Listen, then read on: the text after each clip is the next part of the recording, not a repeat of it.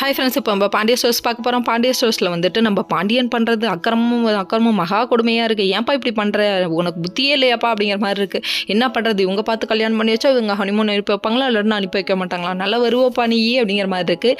இதை பழனி வந்து கேட்டுட்டாரு. ஏன் மச்சான் இவங்கள மட்டும் அனுப்பிவிட்றீங்களே, இவங்க 2 பசங்களையும் அனுப்பிவிடலாம்னு சொல்லி கேட்டதுக்கு இவங்க நான் எனக்கு தெரிஞ்சுதான் கல்யாணம் பண்ணாங்களான்னு சொல்லிட்டாங்க. சொன்ன உடனே நம்ம இப்போ யார் வாய் சும்மா இருக்கும், நம்ம கதிர் வாய் சும்மா இருக்குமா, வச்சு செஞ்சுட்டாரு. எங்களுக்கு கூட்டு போகணுன்னு தோணுச்சுன்னா எங்கள் காசில் கூட்டு போய்க்கோன்னு சொல்லிட்டாரு. சும்மா நெத்தி அடி, அப்பாவாக இருந்தாலும் ஒரு லிமிட்டு தாங்க பேசுறதுக்கலாம் அப்படிங்கிற மாதிரி இருக்குது.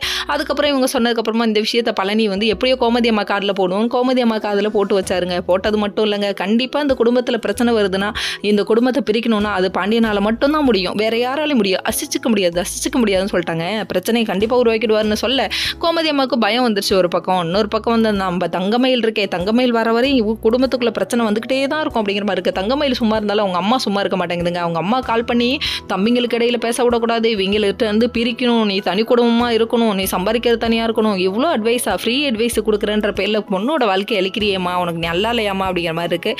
ஹனிமூன் போயிட்டு வந்ததுக்கப்புறம் மாப்பிள்ளை ஒன்று முந்தானையிலேயே முடிஞ்சு வச்சிருக்கணுமா, கைக்குள்ளே வச்சிருக்கணுமா, ஐயோ முடியலப்பா சாமி அப்படிங்கிற மாதிரி இருக்குது. இன்னொரு பக்கம் நம்ம சரவணன் வந்துட்டாரு. அதுக்கப்புறம் எங்கே போகலான்னு சொல்லி டிஸ்கஸ் பண்ணிட்டு இருக்காங்க. அந்த டைம் பார்த்து தம்பிகளை விட்டுட்டு எனக்கு போக மனசு இல்லை, அவங்கள கூட்டிகிட்டு போகணுன்னு தான் நினைக்கிறேன் அப்படின்னு சொல்கிறாங்க. இவங்க அம்மா சொல்லி கொடுத்து இவங்களுக்கு ஞாபகம் வந்துருச்சு. இல்லை அவங்க எதுக்கு மாமா அப்படின்னு சொல்லிட்டு இந்த பொண்ணு கேட்க, அதுக்கப்புறம் இல்லை தம்பிங்க எங்கேயும் வெளியே போனதே இல்லை, நான் மட்டும் வெளியே போகிறது எனக்கு ஒரு மாதிரி குற்ற உணர்ச்சியாக இருக்கிறதுனால அப்பா சொல்லிட்டார்ல போவோம் எங்கேயாவது அப்படின்னு முடிவு எடுத்துட்டாங்க. ஓகே ஃப்ரெண்ட்ஸ், நெக்ஸ்ட் வீடியோவில்